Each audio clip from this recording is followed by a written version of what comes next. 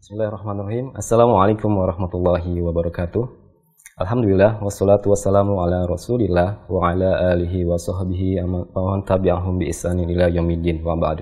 Pemirsa Ahsan TV dimanapun Anda berada, alhamdulillah senang sekali kita bisa berjumpa kembali pada program kajian ilmiah dalam pembahasan kitab Hasyiah Kitabut Tauhid buah karya Syekh Abdurrahman bin Muhammad bin Qasim Al-Asimi An-Najdi rahimahullahu ta'ala. Bersama guru kita Al-Ustadz Abu Fairuz Ahmad Ridwan LCMA hafizahullahu ta'ala. Yang pada kesempatan pagi hari ini kita akan memasuki pembahasan bab syafaat. Dan pada pemirsa Ahsan TV dimanapun Anda berada, pada sesi tanya jawab kajian nanti Anda bisa bergabung, bisa berinteraksi secara langsung di nomor 021 891 06135. Atau bisa juga di nomor 0811 900 7912. Atau bagi Anda yang ingin bertanya secara langsung atau melalui pesan sikap ataupun WhatsApp, Anda bisa bertanya di nomor 0811 900 7913. Kami harapkan pertanyaan Anda disesuaikan dengan materi kajian kita pada pagi hari ini. Alhamdulillah kita telah terhubung dengan Ustadz Abu Fairuz Ahmad Ridwan LCMA hafizahullah ta'ala yang berada di studio SNTV Batam, Kepulauan Riau. Kita sapa Ustadz terlebih dahulu. Assalamualaikum Ustadz. Waalaikumsalam warahmatullahi wabarakatuh. Apa kabar wabarakatuh. Ustadz pagi hari ini dengan keluarga Khair. Alhamdulillah. Barakallahu Ustadz. Kita berdoa pada Allah semoga Allah lancarkan sampai pada akhir acara nanti Ustadz. Pada Ustadz kami persilakan untuk memulai kajian. Falyatafaddal mashkura.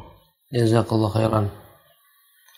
Bismillahirrahmanirrahim. Alhamdulillahi rabbil alamin. Iyyahu na'bud wa iyyahu nasta'in wa nusalli wa nusallim ala 'abdihi wa rasulihi Muhammadin wa ala alihi wa sahbihi ajma'in.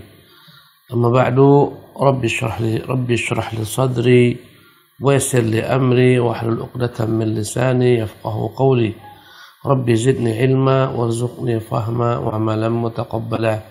Allahumma ya hayyu ya qayyum birahmatika astaghithu aslih li sya'ni kullah wa la takilni ila nafsi tarfat 'ain. Allahumma ya muallima Ibrahim alimna wa ya mufahhima Sulaiman fahimna. Pemirsa Ahsan TV dimanapun Anda berada, alhamdulillah pada pagi hari ini dengan taufik Allah kita dapat kembali melanjutkan pembahasan kitab kita, Kitabut Tauhid, dan insyaallah tema kita pada pagi hari ini berkaitan dengan bab syafaat, bab tentang syafaat.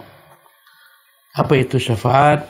Apa hukumnya? Bagaimana hakikatnya?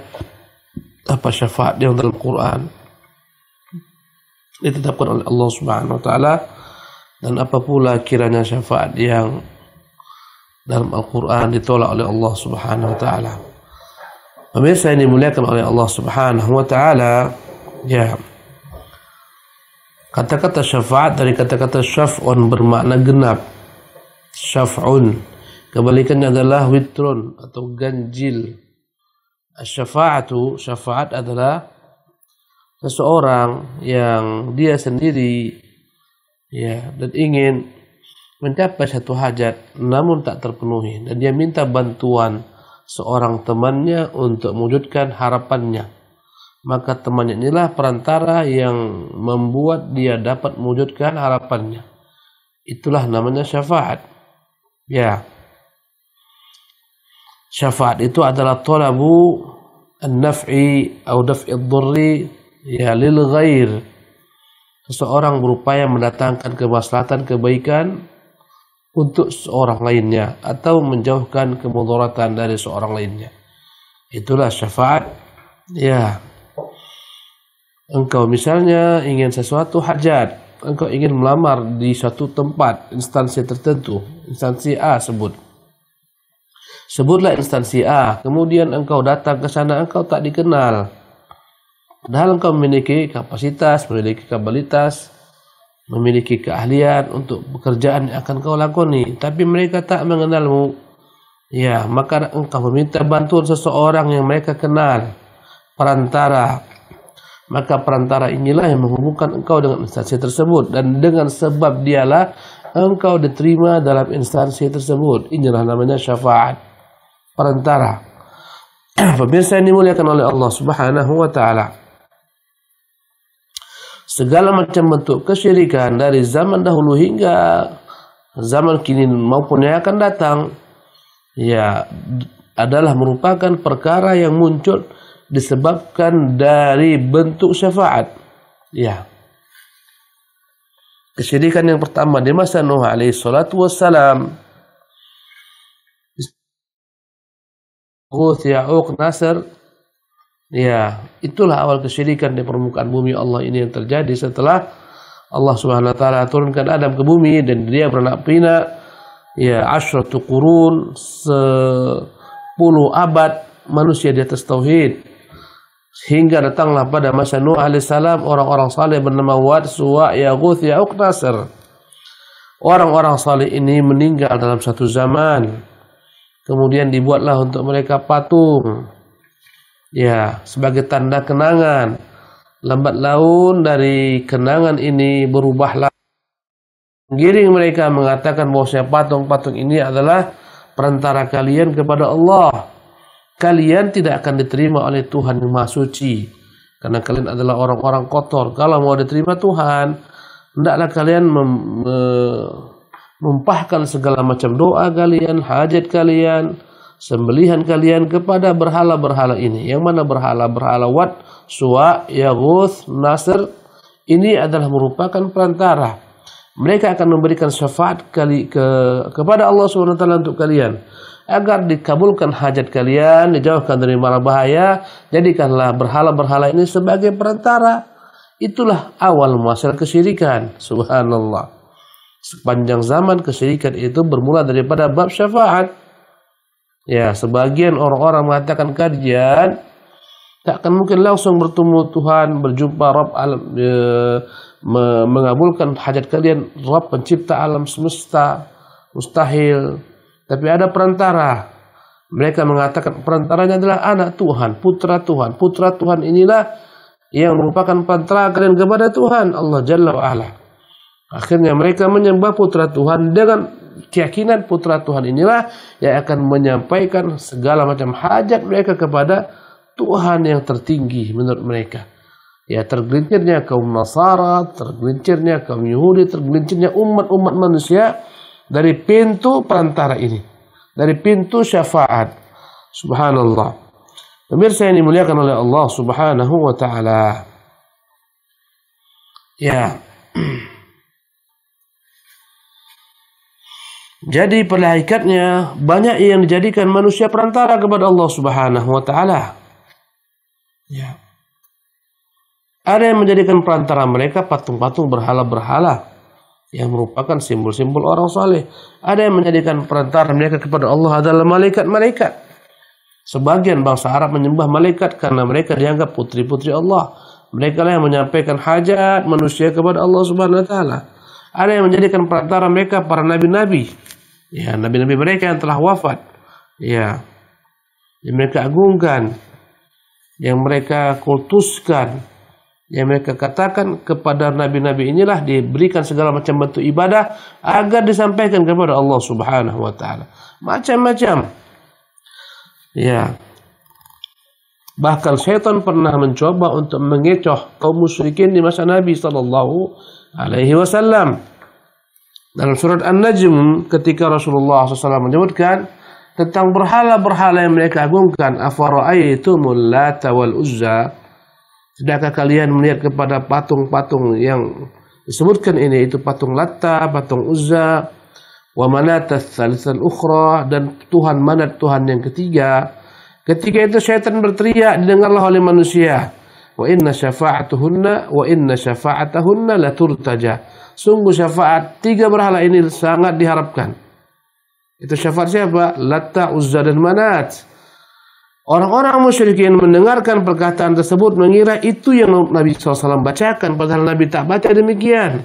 Mereka menganggap Nabi SAW telah memberikan toleransi, menjadikan patung Latta, Uzza, Manat sebagai perantara yang diharapkan syafaatnya. Maka ketika di akhir surat An-Najmi Nabi sujudlah semua orang-orang kafir Quraisy. Subhanallah. Karena mereka menganggap Nabi SAW telah berubah keyakinannya, telah mengatakan bahwasanya syafaat Tuhan Manat, Lata, dan Uzza diharapkan. Padahal itu adalah merupakan ucapan syaitan. Pemirsa yang dimuliakan oleh Allah Subhanahu wa taala, yang kita ingin garis bawahi di sini menunjukkan ketersesatan setiap umat dari pintu syafaat. Subhanallah. Oleh karena itulah kita harus dudukkan perkara syafaat ini agar kita paham sebenar-benarnya. Ya. Sebagian besar umat itu menganggap antara hamba dan Allah jika ingin berhubungan bagaikan hubungan antara raja dan rakyat. Kata mereka, sebagaimana raja tak akan mungkin langsung menunaikan hajat rakyatnya tanpa perantara, harus ada perantara. Jika seorang rakyat ingin menghadap sang raja memenuhi hajatnya, maka sang rakyat tidak akan mungkin diterima masuk istana kecuali ada perantara. Ya, berupa ya boleh jadi panglimanya, boleh jadi menterinya. Menteri inilah yang menghubungkan antara raja dengan masyarakatnya, dengan rakyatnya. Ya. Mereka menyamakan, mereka mengkiaskan, mereka menganalogikan Allah dengan hamba-hambanya. Kata mereka, hamba-hamba itu adalah makhluk-makhluk yang hina, yang berlumuran dosa. Allah Maha Suci. Rakyat jelata tak akan mungkin berhadapan dengan Tuhan Maha Suci langsung, harus ada perantara. Tak mungkin doa-doanya langsung dipanjatkan kepada Allah. Tak mungkin korbannya, sembelihannya diserahkan langsung kepada Allah. Karena semuanya kotor, harus melalui perantara. Perantara itu bisa berwujud patung-patung, bisa bersembah yang dipuja, para nabi, malaikat, dan semacamnya. Subhanallah. Ya. Dan Syekh Muhammad rahimahullah ingin menjelaskan kepada kita bahwasanya dari sebagian bentuk syafaat yang terjadi pada kaum musyrikin, dia adalah merupakan ainus syirki, kesyirikan. Ya. Dia adalah merupakan kesyirikan.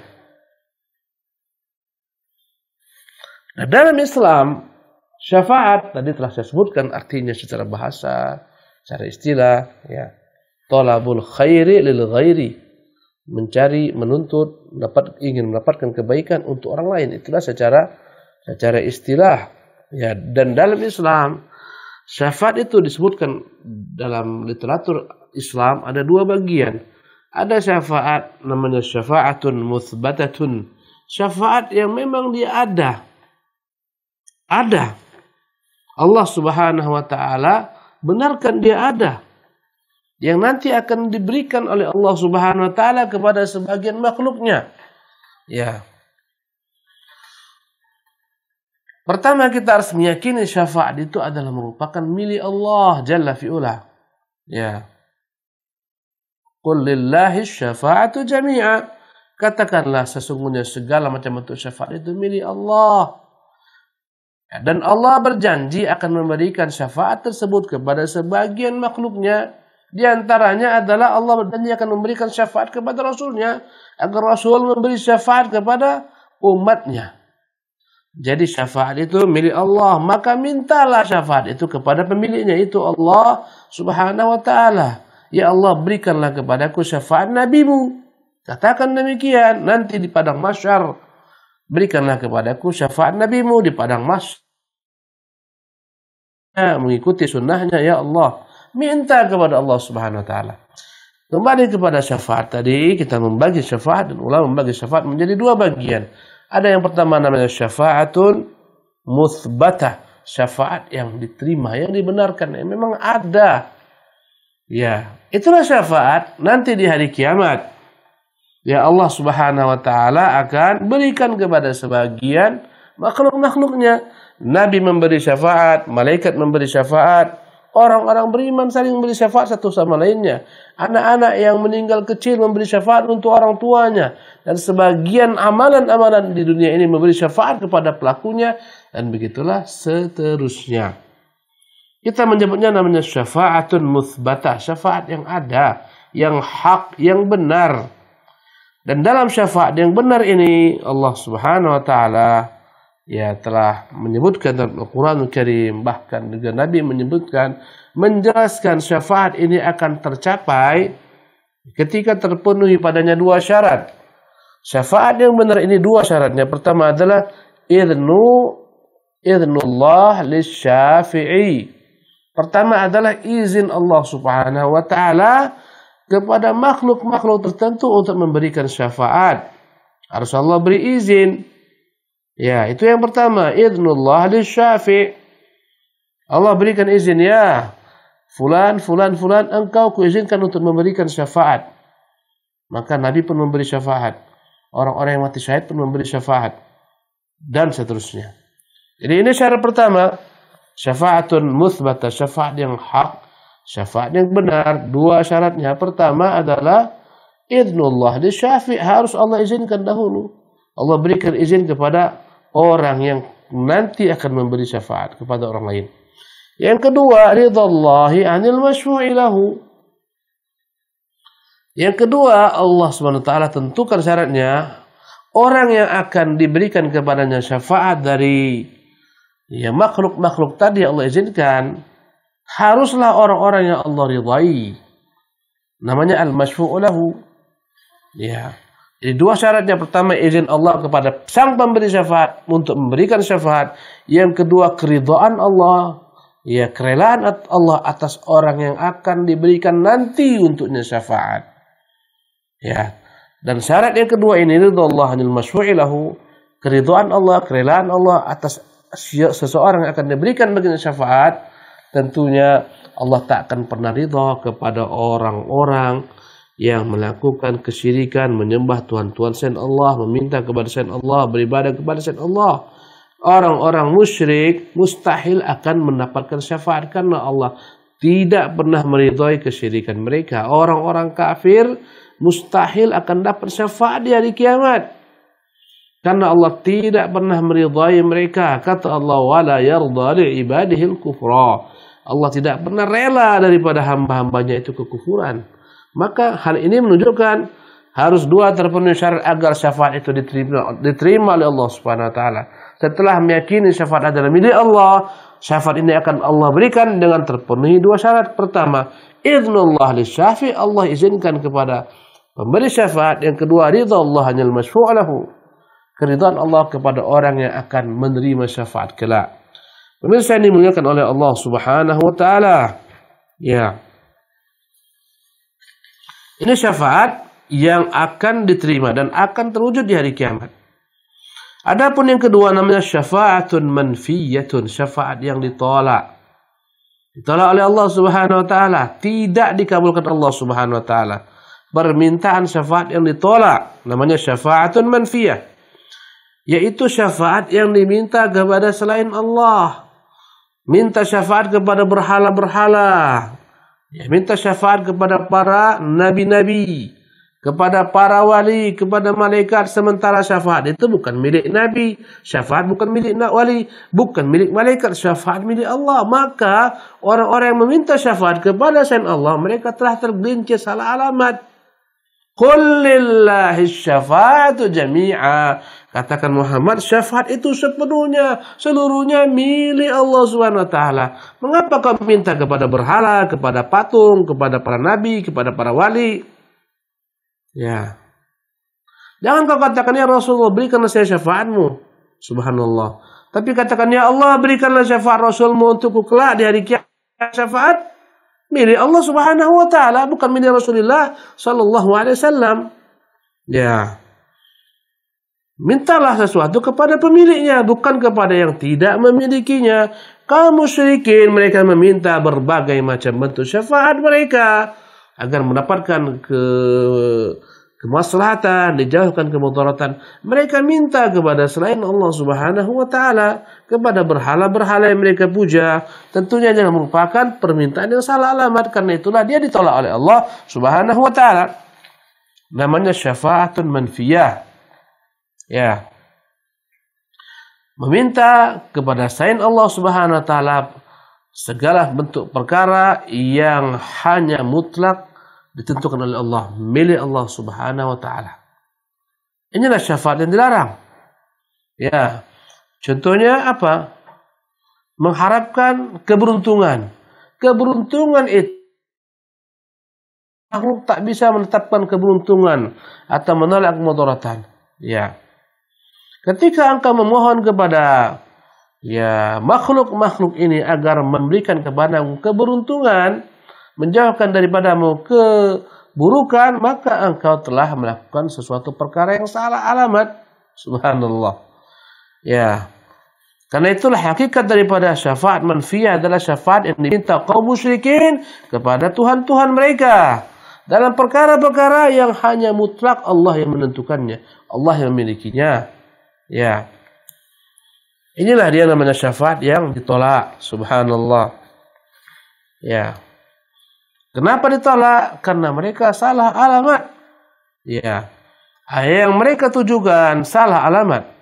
Sesungguhnya kalau mereka ingin keberuntungan dijauhkan daripada kemudaratan, hendaklah mereka mengadu kepada Allah Subhanahu wa taala, bukan kepada berhala-berhala semacam ini. Ya, pemirsa yang dimuliakan oleh Allah Subhanahu wa taala. Dan dalam bab syafaat ini terdapat 3. Dalam menerima atau menolak syafaat terdapat 3 kubu. Ya, pertama adalah orang-orang yang menolak syafaat. Kata mereka tidak ada syafaat sama sekali. Ya, mereka mengingkari adanya syafaat sebagaimana kaum Yahudi, kaum Nasara, kaum Khawarij yang mengkafirkan pelaku dosa besar. Kaum Mu'tazilah, mereka mengatakan tidak ada sama sekali syafaat. Mereka menolak adanya syafaat. Kata kaum Khawarij, ya, kata kaum Mu'tazilah, kalaulah ada syafaat untuk pelaku dosa-dosa besar sehingga diinginkan dosanya dikeluarkan dari dalam neraka, berarti Allah tidak istiqamah, Allah tidak konsekuen. Karena itulah mereka menolak syafaat. Tidak ada syafaat di hari kiamat. Ini ungkapan kaum Khawarij, ini ungkapan kaum Mu'tazilah, ini ungkapan kaum Yahudi dan kaum Nasara. Inilah yang begitu berlebihan sehingga mereka menolak syafaat. Sama sekali tak ada syafaat.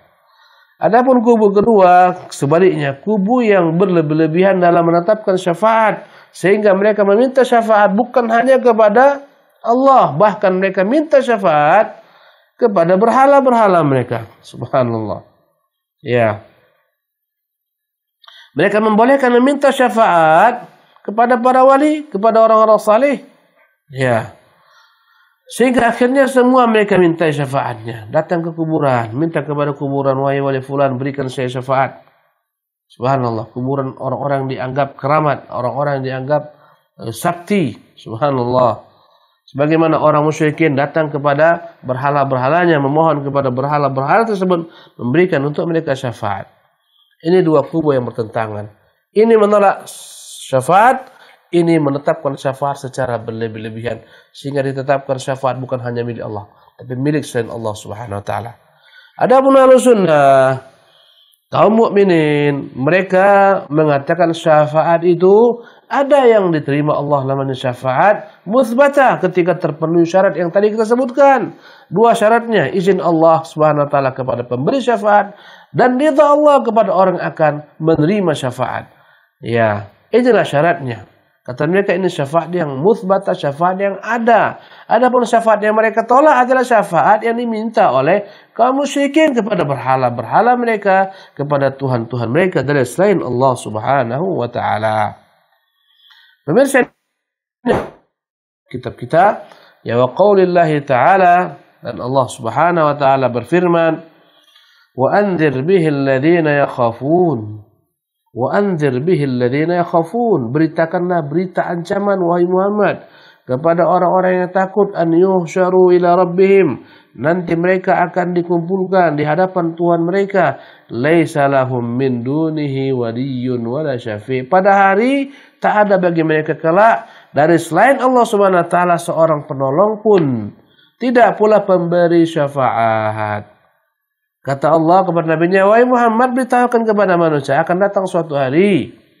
Ya, hari tersebut yaitu hari ketika manusia dikumpulkan, hari kiamat di padang mahsyar. Kala itu tak ada satu makhluk pun yang dapat menjadi penolong dari selain Allah Subhanahu wa taala. Tidak pula satu makhluk pun dapat memberikan syafaat. Ayat ini Allah Subhanahu wa taala menolak syafaat. Ya. Maksudnya adalah syafaat yang batil, syafaat yang dimintakan, yang diharapkan oleh para penyembah berhala. Nanti berhala-berhala mereka, patung-patung yang mereka sembah, ya, apa yang mereka sembah akan memberikan syafaat untuk mereka di hari kiamat. Apa yang mereka harapkan tidak tercapai. Subhanallah. Ayat ini menjelaskan kepada kita syafaat itu hanya milik Allah. Di hari kiamat tak ada yang bisa memberikan syafaat kecuali dengan izin Allah Subhanahu wa taala. Ya. Ya, laisa lahum min duni waliyyun wala syafi'un. Sesungguhnya tidak ada bagi mereka dari selain Allah wali, penolong, wala syafi', tidak pula ada pemberi syafaat. Allah menolak di sini ya adanya syafaat. Maksudnya adalah syafaat yang disangkakan oleh kaum musyrikin. Berhala-berhala yang mereka sembah bisa memberi syafaat. Wali-wali yang mereka puja, para nabi yang mereka minta, yang dijadikan sebagai tempat bergantung, berdoa, bisa memberi syafaat. Maka Allah tolak pernyataannya. Tidak ada yang bisa memberi syafaat. Subhanallah. Ya, tak ada yang bisa menjadi penolong dari selain Allah Subhanahu wa taala. Ya, juga firman Allah Subhanahu wa taala dalam ayat lainnya, wa qaulillahi ta'ala qul lillahi syafa'atu jami'an. Katakanlah Muhammad, sesungguhnya syafaat itu semuanya milik Allah Subhanahu wa taala. Kalaulah syafaat itu milik Allah, jangan minta kepada bukan pemiliknya. Jangan minta kepada nabi, jangan minta kepada wali, minta kepada Allah Subhanahu wa taala.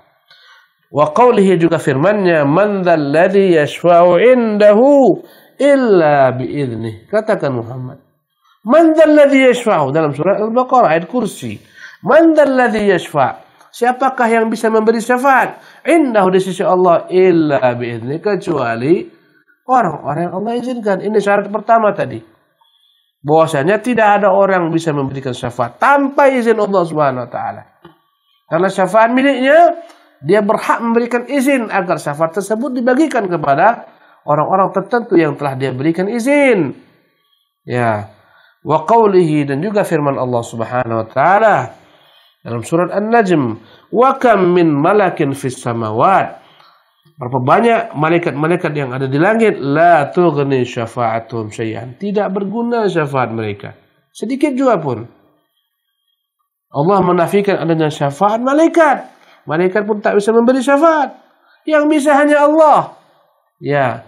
Dan Allah SWT berjanji kelak akan memberikan sebagian daripada malaikat hak untuk memberi syafaat. Tapi syafaat milik Allah SWT. Kata Allah, la tughni syafa'atuhum syai'an, tak berguna sia-sia syafaat mereka illa min ba'di an ya'dhana Allah, kecuali nanti Allah berikan kepada mereka izin di hari kiamat. Allah berikan izin malaikat untuk memberi syafaat kepada hamba-hambanya yang beriman.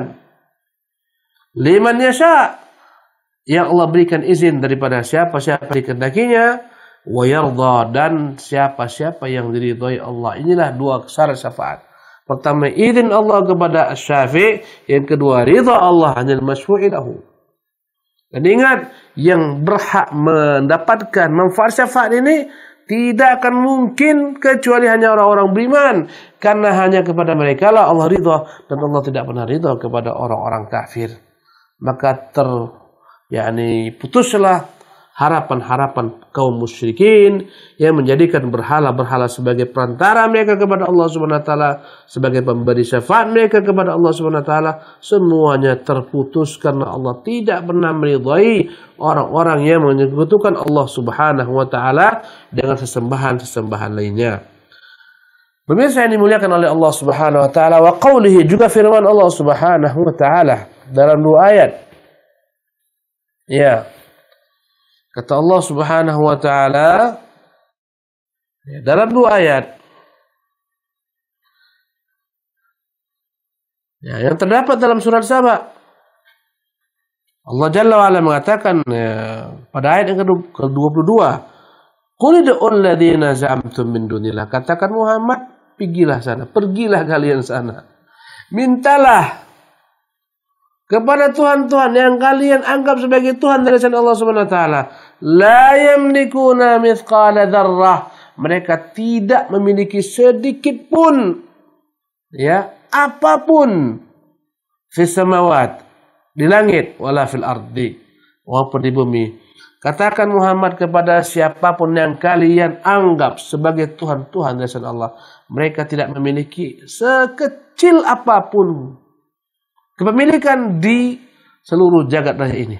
Subhanallah. Karena semuanya milik Allah Subhanahu wa taala.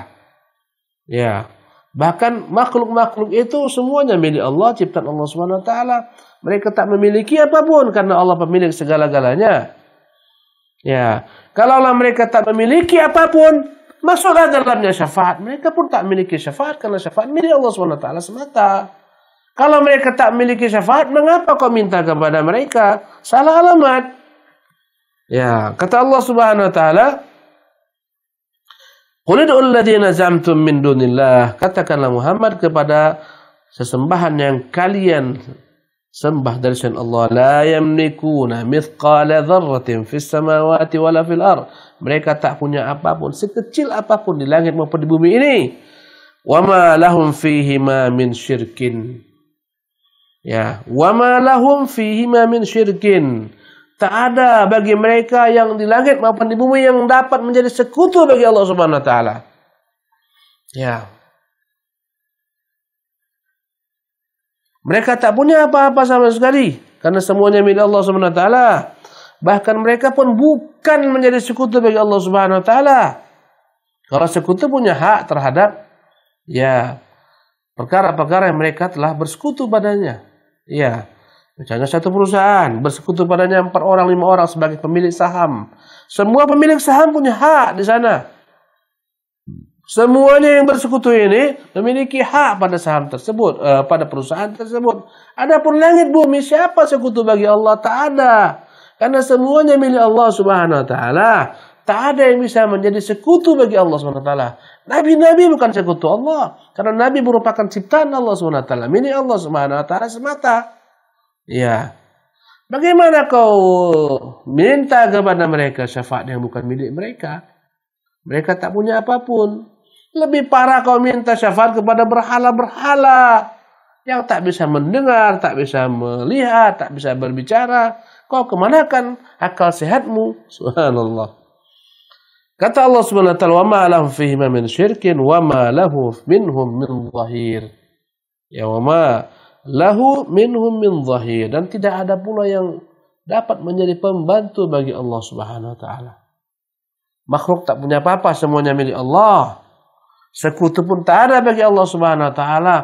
Kemudian kalaupun tidak sekutu, yang membantu Allah pun tak ada karena Allah tak butuh kepada ya makhluk dalam segala hal. Ya. Subhanallah. Boleh jadi seseorang itu memiliki segala sesuatu. Di perusahaan dia pemiliknya. Maka dia yang menentukan. Dia yang masukkan karyawan, dia mengeluarkan karyawan. Ini yang pertama, dia pemilik. Begitulah Allah pemilik alam semesta. Tak ada apapun di alam semesta ini kecuali milik Allah. Nabi-nabi milik Allah, malaikat milik Allah, syafaat pun milik Allah Subhanahu wa taala.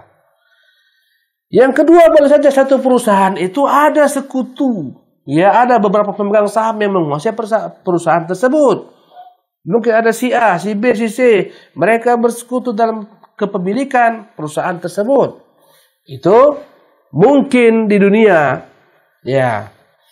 Beberapa orang bersekutu, tapi di alam raya ini, langit dan bumi, tak ada yang bersekutu bersama Allah. Nabi-nabi bukan sekutu Allah, malaikat bukan sekutu Allah, mereka semua hamba Allah SWT.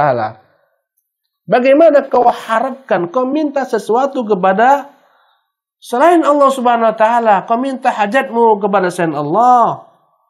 Ya, dalam perkara-perkara yang hanya Allah mampu mewujudkannya. Sementara makhluk yang kau harapkan itu bukan sekutu bagi Allah SWT. Tak punya apapun. Ya. Tak punya apapun dan bukan sekutu. Ya. Allah menolak adanya pencipta dari selain dirinya. Semuanya ciptaannya miliknya. Yang kedua. Yang pertama. Yang kedua, Allah menolak ada sekutu baginya. Tak ada sekutu. Yang ketiga, kata Allah Subhanahu wa taala, "Wa ma lahu minhum min dhahir." Tak ada pula yang menolong bagi Allah Subhanahu wa taala. Dalam kehidupan di dunia, engkau mungkin pemilik satu-satunya dalam satu perusahaan, engkau pemiliknya. Ya, tapi boleh juga sebagian perusahaan ada 2-3 pemiliknya. Ya, itulah namanya sekutu. Allah tak punya sekutu dan Allah pemilik segala-galanya. Dan dalam perusahaan engkau butuh karyawan yang membantumu. Subhanallah. Kau butuh manajer dan seterusnya. Allah butuh bantuan siapapun. Allah mengatakan wa ma lahu minhum wa ma lahu minhum min dhahir. Tidak ada satupun daripada mereka yang menjadi pembantu bagi Allah Subhanahu wa taala. Untuk menegakkan langit dan bumi Allah tak butuh. Ya, segala macam malaikat Allah perintahkan dalam berbagai macam tugas bukan karena Allah lemah Subhanahu wa taala. Bahkan semua malaikat tersebut Allah yang memberikan kepada mereka kemampuan, Allah yang menciptakan bagi mereka gerak, Allah yang memberikan kepada mereka berbagai macam bentuk kemampuan dalam menjalankan perintah-perintah Allah Subhanahu wa taala dan Allah tak butuh sama sekali kepada mereka. Ya. Ada malaikat pembawa arsy yang jumlah mereka 8. Ini malaikat Allah yang membuat mereka bergerak. Allah tak butuh kepada mereka. Ya. Maka begitulah Allah Subhanahu wa taala, dia tak butuh bantuan. Ya. Maka dengan demikian mengapa kau minta bantuan kepada selain Allah Subhanahu wa taala yang dia tak butuh bantuan? Dalam perkara-perkara tersebut mendatangkan bagimu kebaikan, itu tak ada seseorang pun yang mampu mendatangkan bagimu kebaikan kecuali Allah Subhanahu wa taala semata. Dia pencipta segala-galanya. Kemudian setelah Allah menolak adanya pencipta selainnya, Allah Subhanahu wa taala menolak adanya sekutu baginya, Allah menolak adanya membantu dirinya. Yang keempat pada ayat berikutnya, ayat ke-23 Allah mengatakan wala tanfa'us syafa'atu indahu. Tak berguna syafaat di sisinya. Ya. Allah menolak pula syafaat. Tak ada syafaat di sisinya illa liman adina lahu, kecuali yang Allah izinkan. Mengapa kau minta syafaat kepada selain Allah Subhanahu wa taala sementara bukan milik mereka? Mereka yang kau harapkan bukan pemilik syafaat, bukan bersekutu bersama Allah dalam memiliki syafaat karena milik Allah Subhanahu wa taala. Ya, mereka pun tak akan pernah mampu membantu Allah Subhanahu wa taala. Mereka tak akan mungkin dapat memberikan syafaat tanpa izin Allah Subhanahu wa taala. Tanfa'u syafa'atu indahu illa liman adinalah. Taklah berguna syafaat di sisi Allah kecuali kepada makhluk-makhluk yang Allah izinkan. Masya Allah. Pemirsa yang dimuliakan oleh Allah Subhanahu wa taala. Ya. Qala Abu Abbas, berkata Abu Abbas, maksudnya adalah Syekhul Islam Ibnu Taimiyah rahimahullah, nafallahu amma siwah, Allah menafikan apapun selain daripada dirinya. Kullama yata'allaqu bihil musyrikun, segala sesuatu yang menjadi tempat pergantungan kaum musyrikin. Allah menafikan segalanya, menolak segala macam apa-apa yang dijadikan sebagai tempat. Fanafa an yakuna li ghairihi milkun aw qistun minhu. Allah menafikan tak ada bagi selain Allah yang turut bersama memiliki alam semesta ini. Seluruh kerajaan langit bumi milik Allah semata. Tak ada yang lain ikut membersamai Allah dalam memiliki alam semesta ini. Aw qistun minhu.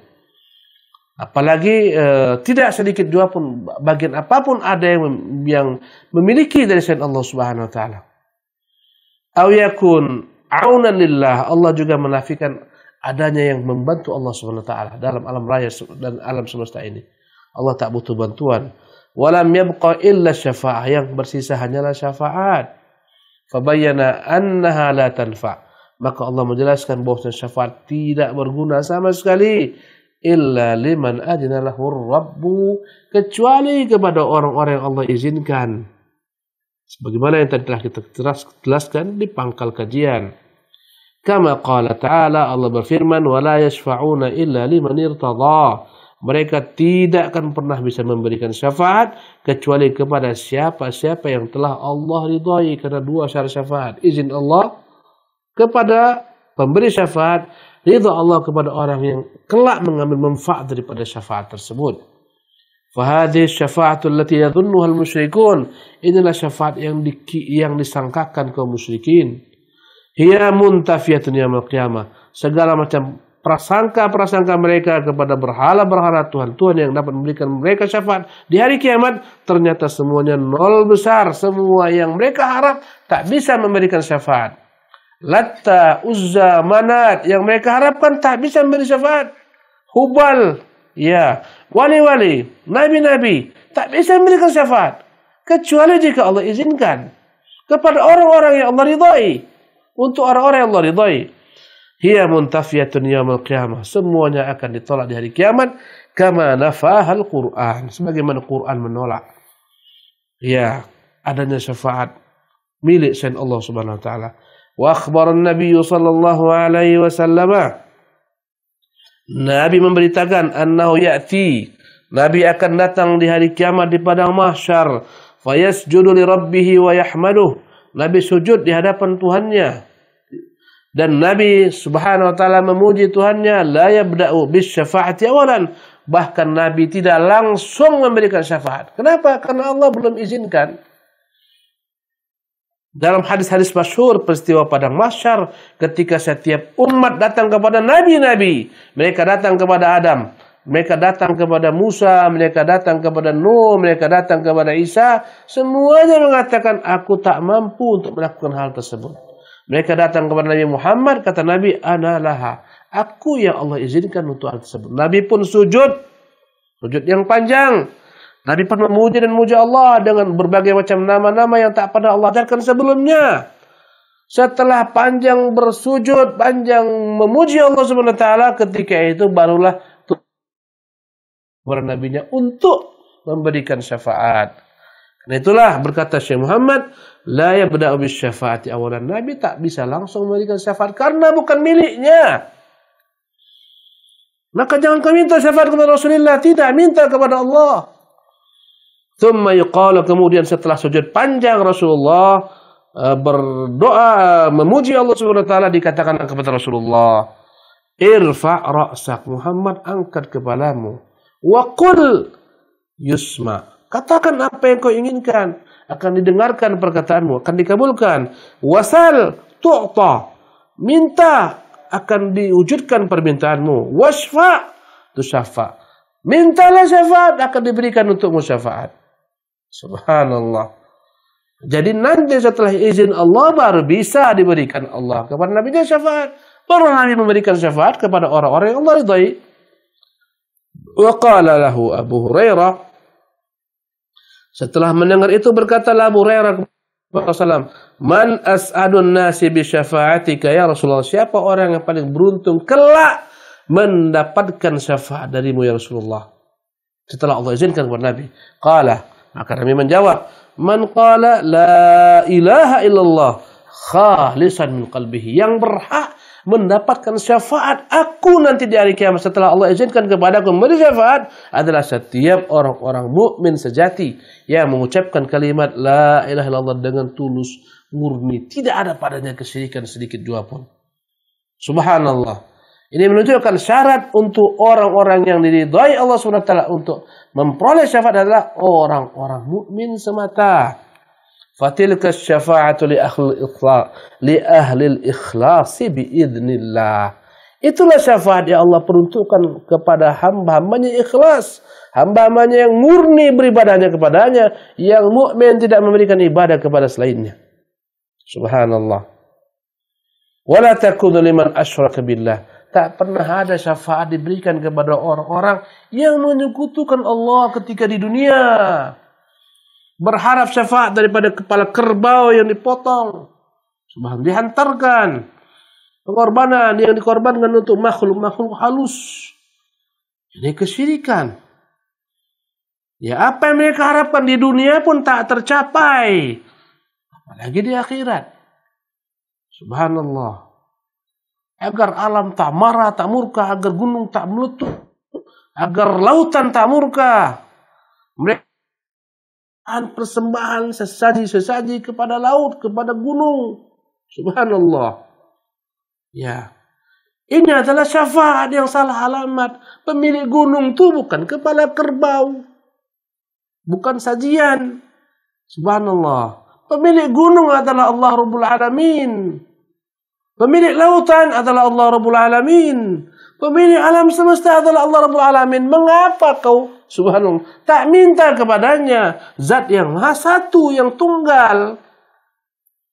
Subhanallah, kau malah berharap ada makhluk-makhluk yang kau agungkan, kau besarkan, menjaga dunia, menjaga gunung agar tak murka, lautan tak marah. Ya subhanallah, mana akidahmu? Ini akidah kaum musyrikin terdahulu yang mengharapkan makhluk yang mereka agungkan, menjaga mereka. Untuk itulah mereka hantarkan berbagai macam bentuk sesajian. Ya, kadang berupa daging, kepala kerbau, macam-macam kepala kambing. Ini tradisi leluhur kaum musyrikin. Setelah Islam masuk, kau tinggalkan segala macam kesyirikan tersebut.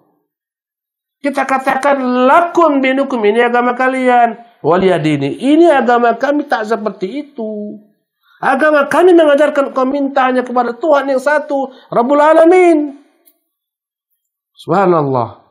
Engkau beribadah hanya untuk Dia semata. Engkau sujud, rukuk, mengagungkan. Engkau menyembelih hanya untuknya dan karenanya. Fasalli li rabbika wanhar, salatlah engkau untuk Tuhanmu dan berkurbanlah, sembelihlah untuk Tuhanmu. Bukan untuk jin yang kau agungkan, penghuni lautan, ya, penjaga gunung misalnya kau anggap, penjaga pohon besar. Ini bukan agama Islam loh. Sementara kau mengaku beragama Islam. Subhanallah. Pemirsa yang dimuliakan oleh Allah Subhanahu wa taala, berkata Syekh Muhammad, wa haqiqatuhu anna Allah subhanahu walladhi yatafaddalu ala ahli al-ikhlas. Hakikat syafaat adalah Allah Jalla wa ala yang memberikan karunia-Nya kepada hamba-hambanya yang ikhlas, yang bertauhid murni, hanya bergantung kepada Allah. Fayaghfir lahum biwasitati du'ain, biwasitati du'ai man adina lahu an yashfa' liyukrimahu. Hakikat syafaat Allah Subhanahu wa taala dengan karunia-Nya, kebaikannya, kedermawanannya kepada orang-orang beriman yang murni, mengikhlaskan agama hanya untuknya, ketundukan ibadah. Allah Subhanahu wa taala mengampuni mereka dengan perantara doa, ya, orang-orang yang Allah izinkan sebagai bentuk kemuliaan bagi orang tersebut, seperti nabi yang dimuliakan akan memberikan syafaat, malaikat dan semacamnya. Ya, liyukrimahu wa yanal al-maqam al-mahmud. Ya, agar orang tersebut yang akan memberikan syafaat mendapatkan kedudukan yang terpuji. Sebagaimana Nabi mendapatkan kedudukan terpuji dengan diberikan kepada Nabi izin untuk memberi syafaat. Ya, prahara hari kiamat, hari kiamat, manusia dalam kebingungan, dalam keguncangan, sampai Nabi sujud. Yang lama Nabi pun disuruh Allah bangun kepalanya, angkat, berilah syafaat. Setelah itulah baru dimulai persidangan. Inilah namanya al-maqam al-mahmud. Inilah kedudukan yang terpuji yang diberikan kepada Nabi SAW oleh Allah. Ya Allah izinkan untuk memberikan syafaat kepada siapa? Kepada orang-orang yang Allah SWT, ya, katakan mereka hamba-hambanya ikhlas, beribadah hanya menyembah kepadanya. Ya. Fasyafa'atu allati nafaha al-Qur'an ma kana fiha syirkun. Syafaat yang ditolak Quran adalah syafaat yang dalamnya ada unsur kesyirikan yang diminta kepada selain Allah. Walihada athbata syafa'ata bi'idnihi fi mawadhi'. Karena itulah Allah menetapkan ada syafaat yang terwujud nanti, ada syafaat yang hak, ada syafaat yang benar. Allah sebutkan dalam berbagai tempat dalam Quran. Waqad bayyana an-nabiy sallallahu alaihi wasallam, dan Nabi pun menjelaskan annaha, bahwasanya syafaat ini la takunu illa li ahli tauhid wal ikhlas, tidak akan diberikan kecuali untuk orang-orang ahli tauhid yang memurnikan keikhlasan beribadah, hanya berharap bergantung kepada Allah, menyembah Allah SWT semata. Intaha kalamu rahimahullah. Demikianlah perkataan Syekhul Islam rahimahullah. Pemirsa yang dimuliakan oleh Allah Subhanahu wa taala, inilah pembahasan tentang syafaat. Semoga bermanfaat. Wallahu taala alam. وصلى الله وسلم وبارك على عبده ورسوله محمد وآخر دعوانا أن الحمد لله رب العالمين. Nah, silahkan. Nah, Ustaz, jazakallahu khairan. Alhamdulillah, terima kasih kami ucapkan jazakallahu khairan pada Ustadz yang telah menyampaikan sesi materi kajian pada pagi hari ini. Kita beralih kepada sesi tanya jawab. Bagi pemirsa Hasan TV dimanapun Anda berada, kami mengajak kembali pada Anda, bagi yang ingin berinteraksi secara langsung, Anda bisa menghubungi nomor di 021891061135 atau juga bisa di nomor 081190077912. Atau bagi Anda yang ingin bertanya melalui pesan singkat ataupun WhatsApp, Anda bisa melayangkan pertanyaan Anda di nomor 0811-900-7913. Kami harapkan pertanyaan Anda disesuaikan dengan materi kajian pada pagi hari ini. Baik, Ustaz, kita terima dulu pertanyaan melalui pesan singkat atau WhatsApp, Ustaz. Pertanyaan pertama dari hamba Allah di Cikarang, Ustaz. Mengapa seluruh nabi nanti di hari kiamat tidak bisa memberikan syafaat kecuali Nabi Muhammad SAW saja, Ustaz? Adakah penjelasannya, Ustaz? Jazakallahu khairan. Fadhal, Ustaz. Baik. Bismillah walhamdulillah wassalatu wassalamu ala Rasulillah la haula wala quwwata illa billah, amma ba'du. Para pemirsa yang Allah muliakan, yang hanya diberikan kepada Nabi adalah asy-syafa'atul uzma, syafaat yang paling teragung, syafaat yang paling besar. Itu hanya hak Nabi. Tapi bukanlah maknanya syafaat hanya itu saja. Syafaat itu banyak. Syafaatul uzma, syafaat yang paling agung agar Allah memulai persidangan, itu hanya milik Nabi SAW. Nabi Allah akan berikan kelak di hari kiamat izin. Bukan maknanya para nabi-nabi lain tidak memberikan syafaat. Tidak. Mereka juga akan memberikan syafaat. Bahkan bukan hanya para nabi. Siapa yang beri syafaat? Setelah Rasulullah. Dan Rasulullah pun syafaatnya beberapa bagian. Adalah syafaat Nabi untuk dimulai persidangan. Inilah syafaat yang khusus untuk Nabi. Syafaat Nabi SAW untuk orang-orang yang seharusnya masuk neraka tak jadi masuk neraka. Ya, ini tidak khusus hanya milik Nabi. Yang lain juga punya. Syafaat Nabi SAW daripada orang yang telah dimasukkan ke dalam neraka agar dikeluarkan dari dalam neraka.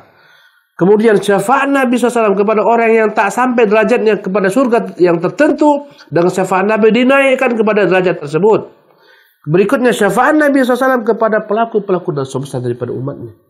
Inilah bentuk syafaat Nabi. Sebagian menambahkan berikutnya adalah syafaat Nabi kepada pamannya Abu Thalib untuk diringankan daripada azab hari kiamat. Sehingga dialah yang paling ringan azabnya ketika dibakar di neraka, hanya dibakar kakinya semata sampai ke mata kakinya. Dia mengenakan sandal, dipakainya, melelehlah isi otaknya. Inilah bentuk syafaat Nabi. Yang khusus spesial hanyalah yang pertama, asy-syafa'atul uzma, dan yang terakhir. Subhanallah. Jemaah sekalian, jadi bukan hanya Nabi yang memberi syafaat, para nabi-nabi memberi syafaat juga kepada umatnya. Bahkan orang-orang beriman juga akan Allah berikan bagi mereka kelak syafaat untuk memberi syafaat agar sahabat-sahabat yang mereka cintai Allah SWT keluarkan dari dalam neraka. Bahkan anak-anak yang meninggal kecil akan memberi syafaat kepada orang tuanya.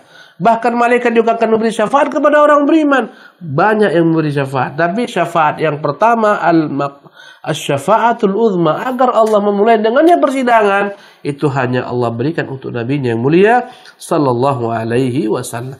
Nah, Ustaz. Satu lagi mungkin, Ustaz, ya. Tafadhal. Nah, Ustaz. Dari Abu Syafiq, Ustaz, di Bekasi, Ustaz. Nah, ya. Kita terima penelpon dulu, Ustaz. Ya, silakan. Halo. Ya, assalamualaikum. Waalaikumsalam warahmatullahi wabarakatuh. Ya, Ibu, dengan siapa, di mana, Ibu? Ya, dengan Ros dari Bungu. Oh, ini. Silakan pertanyaannya, silakan langsung. Oh ya, ini mau bertanya tentang hari kebangkitan nanti nih sama Ustadz. Assalamualaikum Ustadz. Iya. Ini kan ada tuh di ayat Al-Quran, hewan-hewan nanti akan dikembalikan, dijadikan tanah itu untuk di hari kebangkitan, selesai persidangan nanti gitu di hari akhir. Begini Ustaz, kami anak sendiri sangat menyayangi hewan piaraan, salah satunya kucing dan yang lain-lainnya gitu. Waktu anak istilahnya ada salah satu kucing anak yang kembali ke robnya, meninggal, istilahnya mati ya. Ana sedih gitu. Lalu Ana bilang sama Allah, ya Rob, berikan kesempatan Ana berkumpul lagi di jannahmu nanti di hari akhir bersama hewan-hewan piaraan yang Ana pernah piara gitu. Ana sayang sekali sama hewan piaraan Ustaz. Apakah itu bisa terjadi? Ada tidak dalil yang menjelaskan kita bisa meminta hal itu pada Rob kita?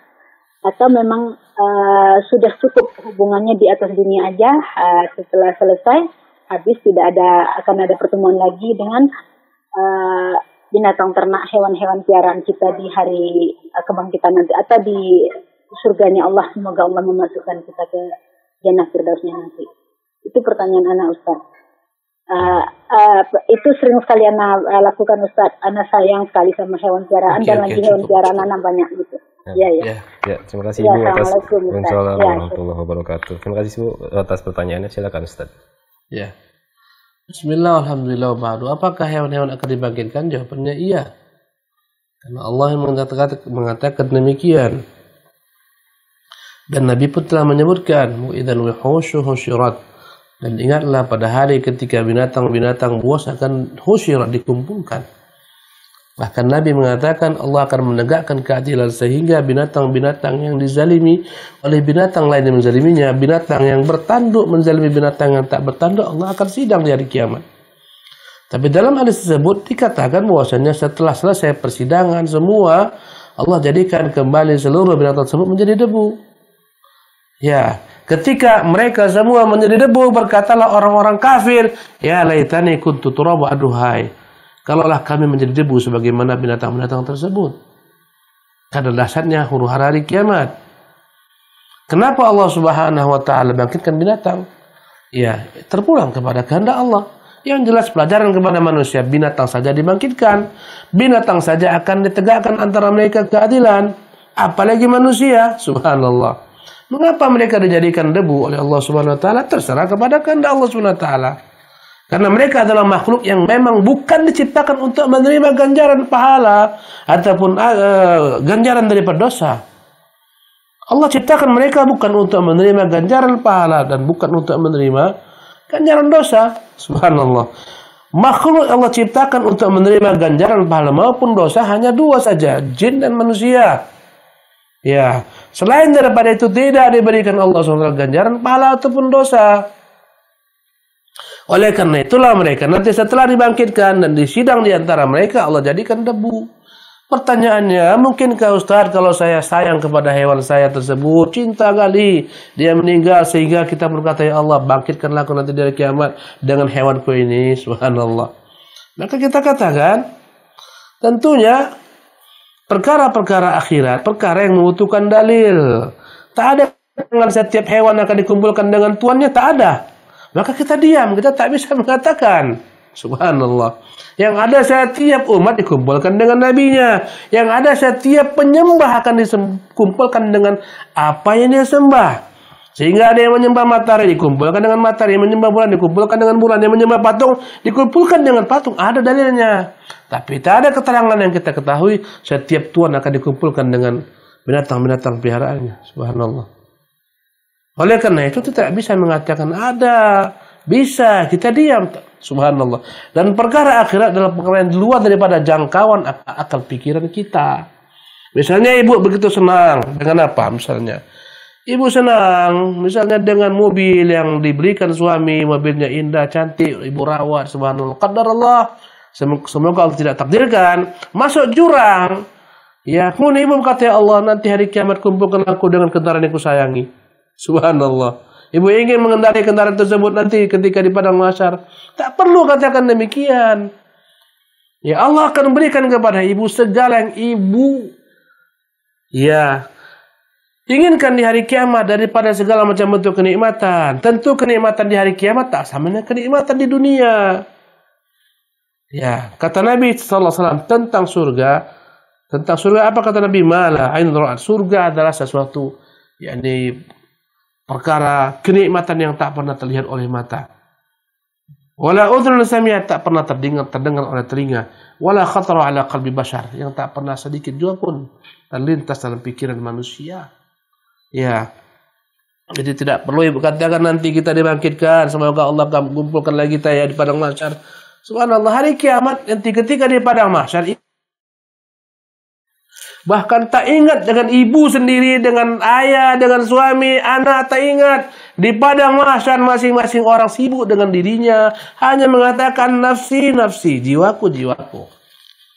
Yauma yafirul mar'u min akhi, pada hari itu orang akan lari daripada saudaranya. Wa ummi, lari daripada ibunya, daripada ayahnya. Wa sahibati wa bani, dari istrinya, dari anak-anaknya. Mengapa ibu sibuk pikirkan perkara akhirat nanti supaya dibangkitkan dengan hewan peliharaan ibu telah meninggal? Subhanallah. Wallahu tabaraka wa ta'ala alam. Na'am. Jazakallahu khairan Ustaz atas jawabannya. Ini Ustaz menyambung yang tadi Ustaz, pertanyaan terakhir dari Abu Syafiq Ustaz. Ya. Nah, Ustaz, jika ada seorang non muslim datang kepada saya bertanya tentang Nabi Isa alaihissalam, apakah yang sebaiknya saya sampaikan kepadanya Ustaz? Karena jika saya bawa kepada seorang ustaz, dia masih malu. Mohon pencerahannya Ustaz. Tafadhol Ustaz. Ulangi. Nah, jika ada seorang non muslim Ustaz datang kepada saya bertanya tentang Nabi Isa, maka apa yang sebaiknya saya sampaikan kepada beliau Ustaz, seorang muslim tersebut, seorang non muslim? Karena jika saya bawa kepada seorang ustaz, dia malu untuk dipertemukan dengan ustaz gitu. Ya, tayyib. Jika seseorang bertanya kepadamu tentang Isa itu bagaimana dalam agamamu, jawab sebagaimana dalam agama kita. Mengapa kita takut? Katakan Isa bin Maryam adalah hamba Allah dan Rasulnya, dan dia bukan Tuhan, dia bukan anak Tuhan. Dia adalah merupakan hamba Allah yang diciptakan Allah dengan kalimat kun. Ditiupkan dengan kalimat kun tersebut, ya, roh ditiupkan dalam rahim Maryam al-Batul. Kita katakan demikian. Dan Isa adalah merupakan Rasulullah utusan Allah, dan dia adalah merupakan Rasul yang paling utama daripada para rasul lainnya, masuk ke dalam Rasulul Azmi. Yang kita katakan pula Isa itu akan diturunkan dari langit, dan dia tidak pernah dibunuh, tak pernah disalib. Dia diangkat oleh Allah SWT, akan diturunkan ke bumi nanti sebelum kiamat datang untuk membenarkan kebenaran Islam. Turun sebagai pengikut Muhammad, salat di belakang, ya, pemimpin kaum muslimin, Imam Mahdi. Dan Isa alaihissalam ketika itu hanya mengikuti syariat Muhammad sallallahu alaihi wasallam. Dia akan turun ke bumi ini, dia akan menghancurkan segala macam salib, dan dia akan membunuh babi-babi. Ya, dan dia akan membunuh Al-Masihud Dajjal. Kita katakan sebagaimana Allah katakan, jangan berlebih maupun jangan kurang.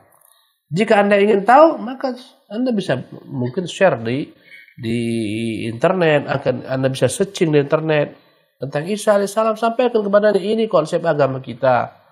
Ya, wallahu ta'ala a'lam. Na'am. Itu pertanyaan terakhir Ustaz, barangkali ada ikhtitam yang Ustaz sampaikan. Cukup insyaallah. Jazakallahu khairan Ustaz. Dan baik pemirsa Hasan TV dimanapun Anda berada, itulah tadi pertemuan kita pada kajian pada pagi hari ini. Kami ucapkan jazakallahu khairan pada Anda sekalian yang telah setia menyimak program Hasan TV khususnya pada pagi hari ini. Insya Allah kita akan berjumpa kembali pada program kajian Hasyiah Kitabut Tauhid dengan Ustadz Abu Fairuz LCMA Hafizahullah Ta'ala pada setiap hari Senin jam 7 waktu Indonesia bagian Barat. Yang terakhir, kami mewakili kru yang bertugas mohon maaf apabila terjadi kesalahan selama kajian ini berlangsung. Kita tutup dengan doa kafaratul majlis. Subhanakallahumma wa bihamdik asyhadu an la ilaha illa anta astaghfiruka wa atubu ilaik. Wassalamualaikum warahmatullahi wabarakatuh.